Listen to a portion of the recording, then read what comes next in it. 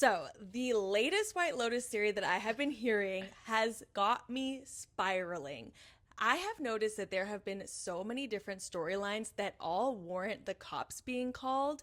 And I feel like Belinda, after now knowing that Gary Gregg was involved with Tanya's murder, might actually have the courage to call the cops. And when the cops show up, there are multiple storylines where they would be like, oh shoot, though they're coming for me. That's it. I'm ending it all. Like you have Tim and his embezzlement. They're coming for him. We have whatever Rick is doing in Bangkok, which we're assuming is very illegal. We have the robbers that have been involved, whether they're the Russians or whether they are those two sketchy security guards. There's so many storylines where people might have a freak out moment and do something a little too soon, and it might not actually be for them. I heard this theory online and I was like, whoa, this could so be it. And it's much better than the monkeys, in my opinion. Yeah.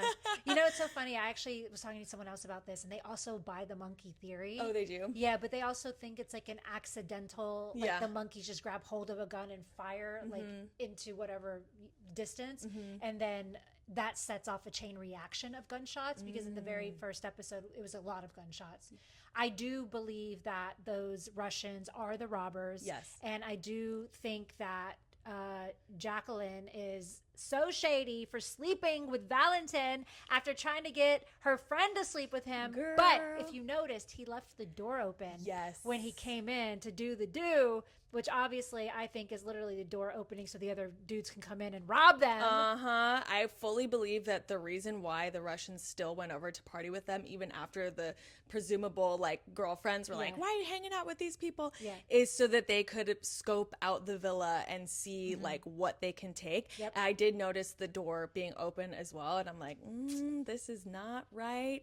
Yeah, the Russians are definitely in on it. Another nugget that I saw that was really interesting was the monitor lizard in Belinda's room.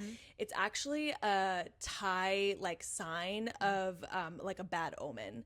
And so I kind of got a little scared for Belinda and whether or not she does end up becoming the floating body that we see in the beginning, because it's just kind of like she's this sweet, innocent person. Here's this bad omen. The only saving grace, though, is that Porn Chai actually got it out of the room. Right. So that could be him saving her in many ways, other than I love when she was canoodling. Like, she was like, you have consent. Do you do that here? It's like... There were a lot of standout, like, funny, laugh out loud moments. Like, you want to move to Taiwan? Yeah, I know. There was a Piper. You can't be Buddhist. You're not Chinese. I was like, and then it was like every possible Asian country she could think of, except for the one that she was actually in. I was dying. And then she was like, well, I don't have my lorazepam anymore, so I'm just going to have to drink myself to sleep. I'm like, this woman, that would be the most fun character ever to play. Oh my God, I feel like Parker Posey's having so much fun with it, which makes us have fun with it.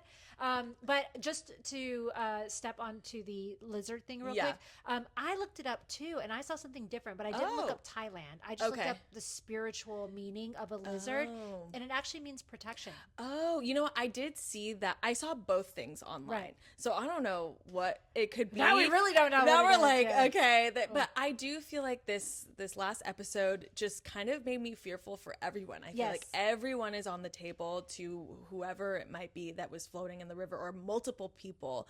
I don't feel secure about anyone's fate. Yeah, so my brother had a great point in that, I mean, the brother incest thing happened. Yes, which happened. Which we knew it was going to, but honestly, I forgot because it was like a couple episodes where they just didn't touch it. So I was like, okay, I think that maybe we're in the clear. Yeah, I thought we were in the clear. And then when it happened, I was like, no! I know. But I was talking to my brother about it, and he was saying because that happened, now every main character has a reason to kill.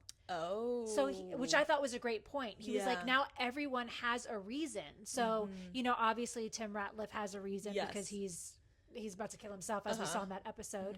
Now one of the three ladies has a reason because Jaclyn took the man that she was trying to put on her. And then there's probably, I'm sure, a long-standing history of that. Yeah. And then they're going to get robbed probably. Yeah. So I feel like that could be some sort of catalyst. I mean, I don't know about killing, but you never know. Yeah. And then they all hate each other anyway, so it might be. And then Guy Talk, who needs to grow a pair. Yeah. Guy Talk, grow a pair. Mm-hmm. Guy Talk has a reason now because he like went up to him and was like, "Yo, I think you might have something in mind." And Tim Ratliff was like, "No," and like walked out. And I was like, "Bruh, you have video footage. I know. Just show him the footage. Be like, I'm security. Like, be secure. God damn. I'm like, God, Guy Talk. I know. So Guy Talk now has a reason. Like, there's like so many layers, and then now Saxon kind of has a reason. Yeah. So I did think that was really interesting when Lochlan was like, I'm going to take you down. Yep. I definitely think that I feel like, okay, the incest thing, it felt more like a power shift rather than I want you sexually. Like the kisses were like pecks. It wasn't like this passionate thing. The second one was the second kiss with the thing. But it just, I don't know, something about it, like, but it didn't scream like extremely sexual to me. It was more so like, I have the power now, like, you are the submissive one, like, I'm going in for the second one. Yes, you know what I mean? Yeah. And then definitely the telltale sign is him saying, like, I'm going to take you down one day. So I'm curious to see what the fallout is going to be with that. Like, are we done with the incest scene? Like, are we getting more? Which I hope not. I hope, like, what are they going to act like in the morning? Is it going to be like, do I remember this? Like, or you did this to me, like, I'm going to shoot you, or whatever it may be. Yeah, that was just unraveling in a way that no one wanted to see. Yeah, I mean, this was an incredible episode. Yes. I will say, like, by far my favorite of the season. The pace picked up. A lot of the pieces were starting to come together.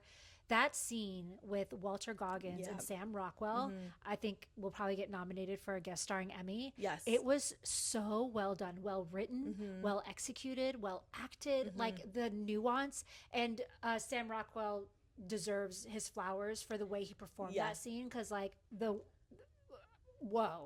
also I want to give props to Walter Goggins for the way he Walton. Yeah, I say Walter too a lot. Bad. Yeah, I was like Walton. I want to give my props to Walton Goggins because of the way he performed in that scene as well, because he was so nuanced. Because it's also like, imagine you're sitting across from someone and you're getting this information about someone that you've known for years, and he's like, and it actually made me like his character more. Yeah. Because I was like, I think he's just a wounded bird. Yes. You know, and like, I think in those moments, you really know who your real friends are. And the fact that he didn't judge him and was kind of just sat there as like a supportive ear and was just kind of like, he just absorbbed. Yeah, he was like, he's like, how is your chamomile tea? Yeah. Oh. Funny you should ask about the tea. You should hear what I had up my butt recently. Oh my God. I mean, the craziest explanation for why you no longer drink. Yes. I think we heard. But so it made me like him more, and it just made me realize like he rides for his people. Like even with not Chloe, Chelsea. Yeah, so even like you can tell he actually genuinely loves Chelsea, even though there's moments in the beginning where I was like, I didn't see it, but like you can tell he's just someone who loves hard and just is a wounded bird and is dealing with some trauma from his dad and is trying to settle that.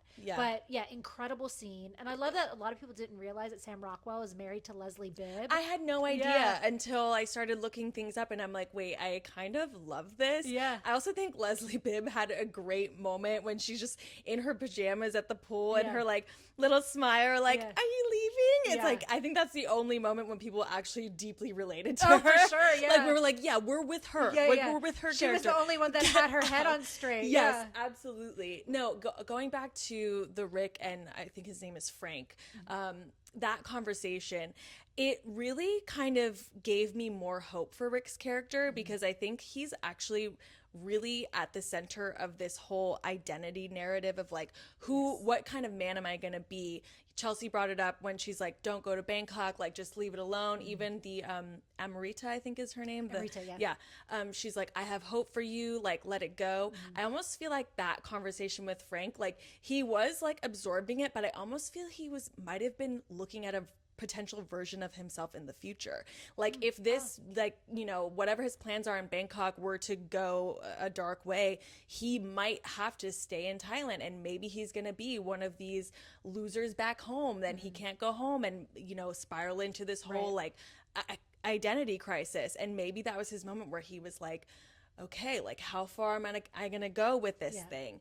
But yeah, I agree. It was like the perfect, like, we listen, we do not judge type of thing. And who knows what's gonna happen. For a moment, I thought when he said role play, I was like, wait, are we about to like act out what Sam Rockwell was talking about? I did think he's about to be like, so Rick. I was like waiting for it to go there. It did not. No, it did not. And definitely I think he's going to be pretending to be this like director, producer that he told Shritala about. Yes. I also saw this other theory online where people were saying, is Gary Gregg one of the losers back home that Sam Rockwell's character like paid to have sex with? Like, interesting. I was like, okay. He is a middle-aged white man. Yep. Mm-hmm. I think that's an interesting take, that maybe Sam Rockwell has some sort of connection to Gary Gregg.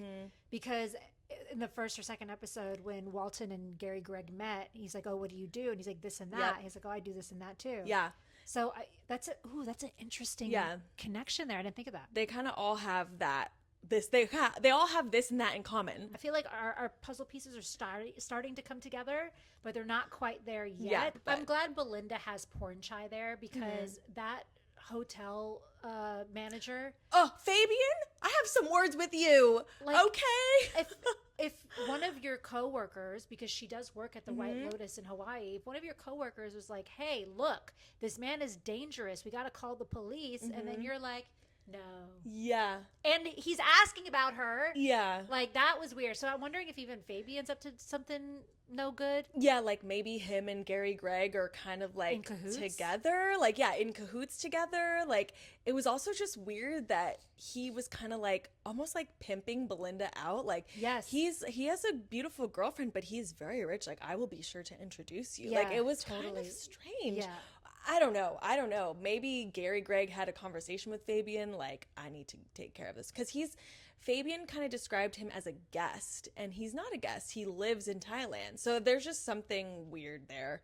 I think Fabian might be a villain. Or he's giving Fabian money, basically, and that's why he's like, he doesn't want his pockets to run dry. Yeah. They call the cops, and they take Gary Gregg away. Yeah. So maybe there's money involved. But yeah, I was like, I'm just really glad that she has Porn Chai there. And honestly, she should call the cops herself. Yes, she should. Belinda, do it. 911. What is it over there, actually? I don't know.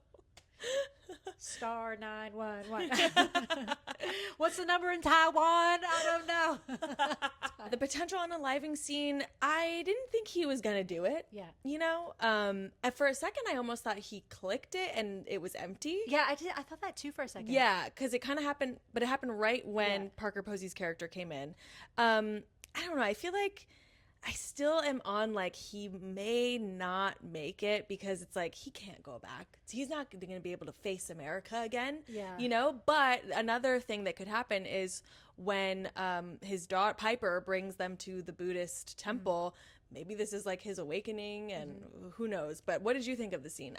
So I thought it was a long, drawn-out scene, intentionally, because they wanted us to sit with the discomfort of whether or not he was going to pull the trigger, because I did have those moments. I was like, he's not going to do it. There's no way he could do it. There's no way he could do it. But then there was like moments where I was like, is he about to do it? Is he about to do it? Is he really about to do it? Yeah. So I did wrestle with that as the scene was going on, and I was grateful when his wife popped in. Yes. And I felt bad because, like, in that moment, he was still grasping for a lifeline when he was like, do you understand, like, the pressure I have? Like, do you understand?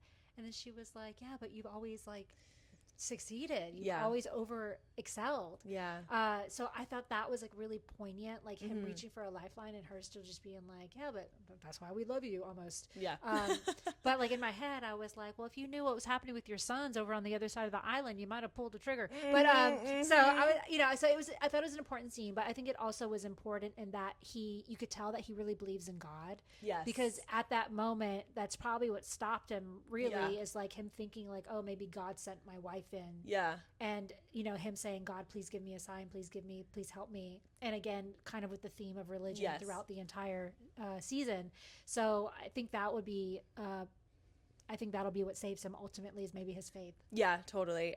I've been enjoying his performance, Jason Isaacs' performance. So I hope he doesn't go, because I want to keep seeing him on screen. I actually really love all these characters. Me too, yeah. They're fun. They grew on me. I know people are like, this season is boring or whatever, but I actually don't think it's boring. I think it's really rich and like deep, and I'm having fun watching all of the characters, even Saxon when he's like, I am the drug, you know, like he had a little bit of redeeming qualities like in this episode. So yeah, I don't know. I don't want to see anyone go at this point except Gary Gregg. You're gone. Bye, Gary. Bye. No, I think that's a good point. I think a lot of people were talking about how slow this season was, but really it's just like a lot of exposition that's happening. And, you know, I think we're in a very like a society where we want everything now. Like, give us the excitement now. Yeah. But like there's a slow burn quality. There's a beauty to a slow burn, especially if you're a cinephile and you like to watch things unfold and put the pieces together. So watching the pieces come together slowly, and episode 5 was such like a gunshot compared to the other episodes. Yeah. So I think I love this show. I know, me too. I freaking love this show. And I'm sad that we're nearing the end of the season, but I am excited to see it all kind of come together. Yes, definitely. We love you, White Lotus. Yay. Even if you change a song. Yeah. Mike White, hire us.